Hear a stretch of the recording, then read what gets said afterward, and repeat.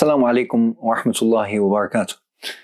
Que la paz y las bendiciones de Allah sean con todos vosotros. Bismillahirrahmanirrahim. Wassalatu wassalamu ala ashrafil mursalin. Sayyidina Muhammadin wa ala alihi wa sahbihi ajma'in. En el nombre de Allah, el misericordioso, el compasivo, y que la paz y las bendiciones de Allah sean con su amado profeta y mensajero, con sus compañeros, con sus familiares y con todos nosotros hasta el fin de los tiempos. Inshallah, seguimos en esta conversación de las llaves del cambio y hemos hablado de una auténtica inclusión social y lo que ello conlleva, y hemos criticado en anteriores episodios algunos conceptos y algunas connotaciones que se asocian con ese proceso de inclusión social. Bien, hoy dejamos lo ajeno y lo exterior y nos concentramos en nosotros mismos como individuos y como colectivo, en el sentido de la autocrítica. Nos falta muchas veces la autocrítica. Muchas veces buscamos culpables más allá de nosotros mismos y no buscamos, digamos, la raíz del problema en nosotros mismos. Esa es una actitud poco islámica para empezar, porque es una actitud que nos recuerda a una escena del Corán que ya hemos mencionado por encima en otro episodio, que es cuando Allah subhanahu wa ta'ala pregunta a Shaitán: ¿por qué no te has postrado ante Adam alayhi salam? Y dice: él es de tierra y yo soy de fuego, y por lo tanto evade la pregunta y además culpa a Allah subhanahu wa ta'ala y dice: Fabima aghwaytani, ya que me has hecho descarrilarme y me has hecho desviarme. Es decir, su desviación no la asigna o la adscribe a sí mismo, sino intenta culpar a Dios, a Allah subhanahu wa ta'ala. Y es una actitud diabólica el buscar culpables en todos los sitios y en todos los lados, menos en nosotros mismos. Es algo poco digno de una persona creyente y una persona que sabe reflexionar acerca de sus propios errores y equivocaciones. Entonces, la autocrítica es algo que muchas veces brilla por su ausencia en nuestro análisis de la realidad. Y el Corán llama la atención a ello constantemente en diferentes relatos y diferentes escenas del Corán. Vemos algunas indicaciones y leemos a veces entre líneas a la importancia de la autocrítica. Si vivimos una condición o una situación adversa, intentamos buscar lo que se llama cabezas de turco, ¿no? O chivos expiatorios. Y eso está muy arraigado en la psique humana, en la naturaleza humana. El ser humano intenta buscar esos chivos expiatorios y a quien pegar la etiqueta de culpable para él evadir la culpabilidad. Es algo tan arraigado que las propias expresiones como chivo expiatorio o cabeza de turco tienen sus raíces y sus etimologías en el ámbito religioso, en el ámbito histórico, que son dignas de averiguar y dignas de analizar. Quizá por nuestra falta de sinceridad con nosotros mismos es porque buscamos otras personas. Nos mentimos a nosotros mismos. Es el autoengaño del que ya hemos hablado.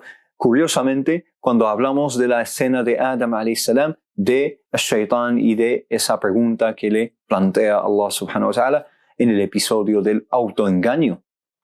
Entonces, el sentido de la autocrítica tiene que estar presente entre nosotros. Cualquier condición política, social, individual, familiar, más allá de culpar a los demás, voy a preguntarme antes de nada qué he hecho yo mal, quizá para que las cosas me vayan mal, ¿no?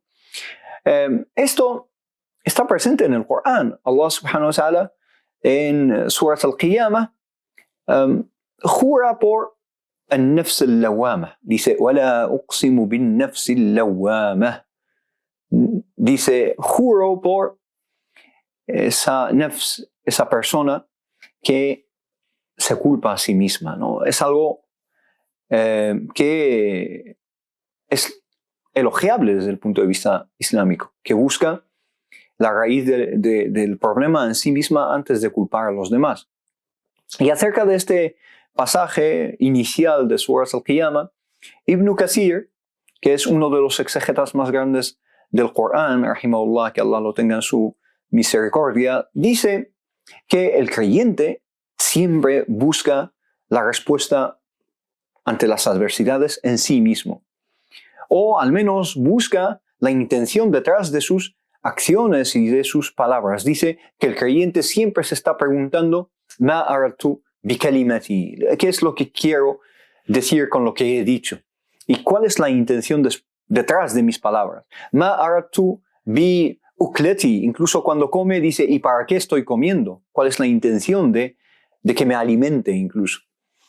Dice Ma aratu bi hadithi nafsi, ¿qué es lo que pretendo con incluso la conversación interior que estoy teniendo en mi mente, ¿no? Incluso a nivel interior se cuestiona ¿qué es lo que pretendo con esto? ¿Cuál es la finalidad? ¿Cuál es la intención real detrás de todo esto? Esta es la condición del creyente, siempre está buscando significado a todo, la búsqueda del significado de la que ya hemos hablado. Mientras que dice que aquel que es ajeno a la creencia en Allah subhanahu wa ta'ala y la conciencia y la presencia con Allah subhanahu wa ta'ala, hace las cosas de una forma irreflexiva, ¿no?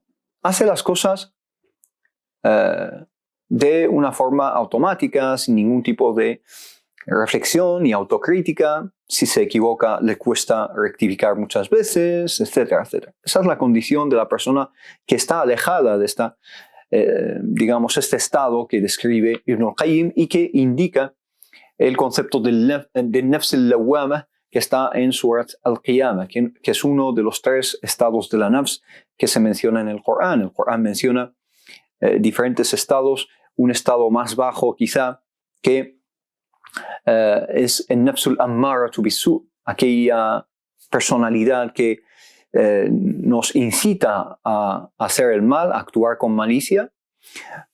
Un peldaño por encima, un estado superior, un estatus más alzado, es el nafs al-lawwama, el cobrar esta conciencia de la culpa y de tener responsabilidad ante lo que decimos y lo que hacemos. El nafs al-lawwama es un concepto muy digno de estudiar dentro de esa psicología islámica. Y luego el concepto más superior o más elevado es aquel que se menciona en Surat al-Fajr, que dice Allah subhanahu wa ta'ala al-nafsu al-mutma'inna, ¿no? El alma o la persona que está apaciguada, que ha llegado a un estado de paz, una paz imperturbable, una paz total, íntegra, plena. Es decir, un estado de ecuanimidad. Su ánimo no se ve perturbado por los altibajos de la vida ni las ofensas de los demás, sino que mantiene esa paz, pase lo que pase, en nafsul mutma'inna, y que ha logrado la paz con Allah subhanahu wa ta'ala, la paz con los demás, la paz consigo mismo, la tranquilidad de su conciencia y una vida en sosiego y una vida, equilibrada en el significado y el sentido más pleno de la palabra. Entonces, la búsqueda de quién se esconde detrás del problema tiene que partir de nosotros mismos. Tenemos que buscar primero en nosotros mismos. Y esto lo vemos constantemente en la vida del profeta Muhammad sallallahu alaihi wasallam. El profeta Muhammad sallallahu alaihi wasallam no andaba culpando a los demás. Me habéis tratado de esta forma. Me habéis castigado, o me habéis expulsado, o me habéis maltratado. No, el profeta Muhammad sallallahu alaihi wasallam seguía por su camino con paciencia, con perseverancia, con ihtisab, teniendo en cuenta que lo que hace no cae en saco roto ni es en vano, sino que es algo que hace con Allah subhanahu wa ta'ala, y Allah ahí siempre lo tiene en cuenta. Entonces, incluso vemos muchísimas escenas del profeta Muhammad sallallahu alaihi wasallam que representan esta autocrítica. Una escena que me viene a la mente es la escena de At-Ta'if, cuando el profeta Muhammad sallallahu alaihi wasallam va a la ciudad de At-Ta'if, que es una ciudad que está, a unos 70, 60 kilómetros de Mecca. Va andando en el desierto, sube a esa montaña donde se ubica la ciudad de Taif y habla con ellos y ellos lo rechazan y lo expulsan y lo maltratan y lo apedrean hasta que empieza a sangrar. Entonces es un momento de los más críticos de la vida del profeta Muhammad sallallahu alaihi wasallam y es un sufrimiento indescriptible. Solo podemos saber lo que sintió el profeta Muhammad sallallahu alaihi wasallam, como se dice figurativamente o figuradamente, poniéndonos en su piel, ¿no? Porque ¿qué es lo que supone el ser expulsado después de 10 años intentando invitar a la verdad a tu propia familia, a tu propia ciudad, y vas a otra ciudad y es la misma historia, vuelta a empezar, y además sientes un daño emocional y un daño físico porque te han maltratado físicamente y te han agredido? Entonces el profeta Muhammad sallallahu alaihi wasallam no empieza a culparles y a maldecirles y a insultarles y a echarles la culpa y cómo podéis hacer esto, sino que el profeta Muhammad sallallahu alaihi wasallam en todas estas escenas de su vida siempre ha mantenido la actitud de que Dios os perdone porque no sabéis lo que estáis haciendo. Eso es lo que decía el profeta Muhammad sallallahu alaihi wasallam, ¿no? Decía que Allah os perdone porque no sabéis lo que estáis haciendo, que Allah os guíe porque no sabéis lo que estáis haciendo. Allahumma اغفر لقومي فإنهم لا يعلمون. اللهم اهد قومي فإنهم لا يعلمون. Que Dios guíe a mi pueblo porque no saben lo que hacen. Que Allah perdone a mi pueblo porque no saben lo que hacen. Entonces, cuando baja el profeta Muhammad sallallahu alaihi wasallam de esa montaña exhausto, en una, digamos, estrechez de sus emociones, se sienta y hace un dua. Hace una súplica a Allah subhanahu wa ta'ala, que es un dua que está en muchos libros de sira, de biografía del profeta Muhammad sallallahu alaihi wasallam, y que dice lo siguiente, dice: Allahumma inni ashku ilayka da'fa quwwati. Oh Allah, me quejo ante ti de la debilidad de mis fuerzas, ¿no? Soy débil al fin y al cabo. Wa qillata hilati. Y la escasez de mis ideas y de mis alternativas. Al-hilas, ya no tengo alternativa. Wa hawani ala nas. Y la forma en la que he sido humillado por la gente. El hawan es que me toman a la ligera, por así decirlo. Me refugio en ti, oh Allah subhanahu wa ta'ala. Tú eres mi cobijo, mi refugio, mi escapatoria, mi referencia. No, me aferro a ti. Glorificado seas. Y dice: Arhamar Rahimin, o más compasivo de los compasivos. Dice: Anta Rabbul Mustad'afin. Tú eres el Señor de los débiles y el Señor de los desamparados. O Anta Rabbi, y eres mi Señor. Y entonces él sigue diciendo: no me asignes a los demás, no me dejes solo, no me dejes con la gente. Está Allah conmigo y sigue conmigo.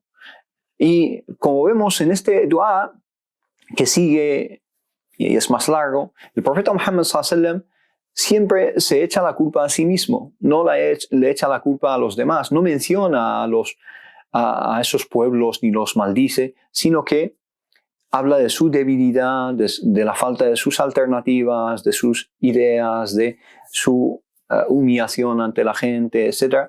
Y pide a Allah subhanahu wa ta'ala que lo fortalezca y que Allah subhanahu wa ta'ala nunca lo abandone. Este es el ejemplo del profeta Muhammad sallallahu alaihi wasallam y es un ejemplo que vemos en toda su vida.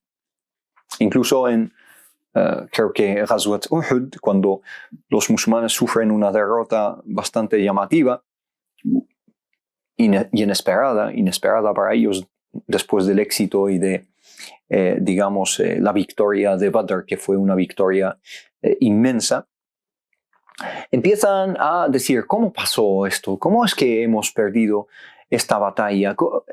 ¿Dios nos ha abandonado? ¿Qué ha pasado? ¿No? Buscando explicaciones.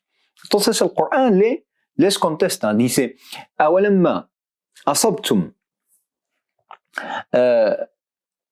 أَصَابَتْكُمْ مُصِيبَةٌ. Una vez que os ha acaecido una catástrofe como esta, una catástrofe militar o una catástrofe política, una catástrofe natural, una catástrofe a nivel personal. No, esto es aplicable a todos los ámbitos de la vida. Este pasaje del Corán no solo se circunscribe a ese contexto histórico de la batalla de Uhud, sino que es aplicable a cualquier circunstancia y condición a nivel personal y a nivel colectivo y a nivel de comunidad y humanidad al fin y al cabo. أولما أصابتكم مصيبة قد أصبتم مثليها, que vosotros habéis cometido algo equivalente a ella, مثليها, equivalente a ella. ¿No? Hay un equilibrio de Allah subhanahu wa ta'ala.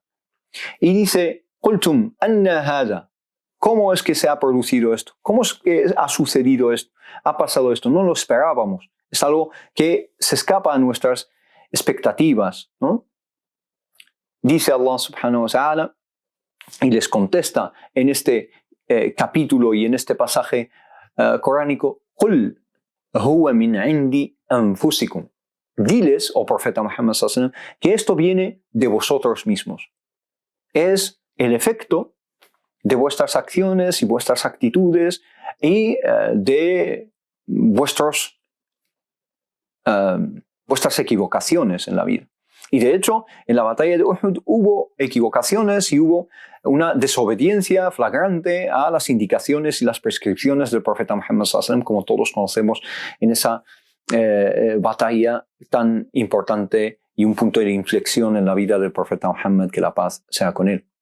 Incluso algunos eruditos, me viene a la mente Ibn al-Qayyim, que Allah lo tenga en su misericordia, rahimahullah ta'ala, al hablar de esta ley y hablar de este concepto de equilibrio y de efectos de nuestras acciones en la vida, tanto las acciones buenas que tienen efectos buenos y las acciones malas que tienen efectos malos, y cómo un creyente tiene que buscar el significado y la culpa en sí mismo de esos efectos adversos de sus propias acciones. Ibn al-Qayyim dice que él personalmente busca en sus acciones incluso la explicación de si se tropieza por la calle. Si va andando y se tropieza, dice, esto me ha pasado porque habré hecho algo malo yo. Ese es el sentido del muhasaba, de pedirse cuentas a uno mismo constantemente. Fijaos hasta qué nivel llegan estos eruditos y estos personajes que son referencias a nivel de la historia del Islam. Si se tropieza, si algo falla, si algo no funciona, se busca en sí mismo las respuestas y la culpa de ello. Y esto es aplicable a nivel personal, desde un tropiezo físico en la calle o un tropiezo en la vida en cualquier sentido. Un tropiezo a nivel matrimonial, un tropiezo a nivel de la educación de nuestros hijos, un tropiezo profesional, un tropiezo a nivel académico, un tropiezo a nivel, ¿no? Diferentes niveles y esferas de nuestras vidas.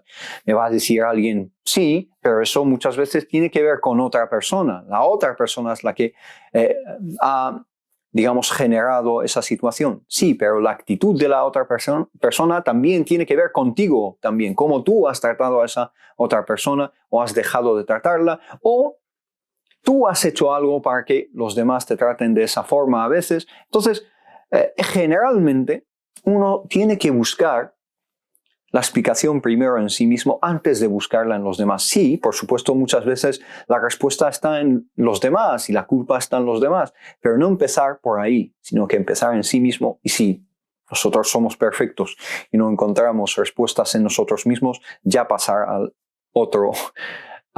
otro ámbito y buscar unas respuestas ajenas a nosotros, ¿no? Entonces, esta es la llave de el cambio. Está en la autocrítica como llave para cambiar nuestra percepción de nosotros mismos y nuestra percepción de lo que nos pasa en nuestra sociedad y en nuestro entorno, en nuestras relaciones familiares, sociales, laborales, etc. Es la llave en el sentido de que aquí empieza, digamos, un giro, un vuelco en nuestra conciencia y un giro en echarle la culpa a los demás y empezar a fijarnos en nosotros mismos y en lo que quizá no hacemos de la manera que nos gustaría y que debería cada uno de nosotros hacerlas. Ojalá haya arrojado un poco de luz acerca de este concepto, especialmente porque muchas veces la autocrítica brilla por su ausencia, por desgracia, en nuestras actitudes ante los demás y ante la vida, y es quizá una falta de sinceridad con nosotros mismos. Es una